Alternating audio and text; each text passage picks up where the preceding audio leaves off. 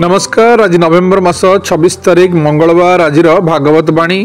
ब्रह्मा भगवान को स्तुति करी कहउचंती, जीव जेपर्यंत आपणकर अभयप्रद चरणाबिंदर आश्रय नेई न थाए ताकू से पर्यंत धन जन घर द्वार बंधु बांधव भय शोक लालसा दीनता और अतिशय लोभ आदि जंत्रणा देउथांती एवं से पर्यंत ताहार मु ओ मो रूपी दुराग्रह रही थाए, जहाँकि दुखर एकमात्र कारण।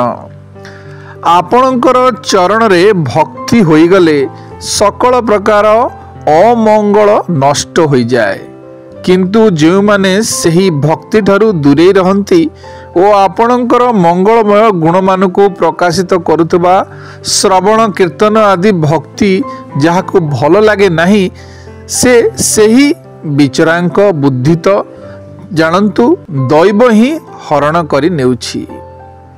कारण से माने केवल इंद्रिय जनित नामक मात्र सुख निमंते व्याकुल होई निरंतर दुष्कर्म रे ही बुड़ी रही थांती। सेपरी लोके बारंबार क्षुधा तृष्णा हेतु बात पित्त कफ आदि तिधातु हेतु शीत उष्ण वायु और वर्षा हेतु पारस्परिक कलह हेतु तथा दुसह काम क्रोध हेतु बारंबार कष्ट पाती।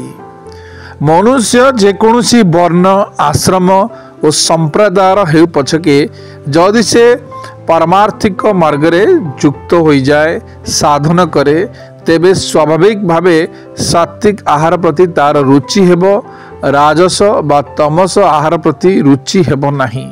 सात्विक आहार द्वारा बुद्धि सात्विक हो जिवो एवं सात्विक बुद्धि कारणरू सात्विक आहार भल लागिबो। शुभ सकाळ, दिनटी आपणकर मंगलमय हेउ।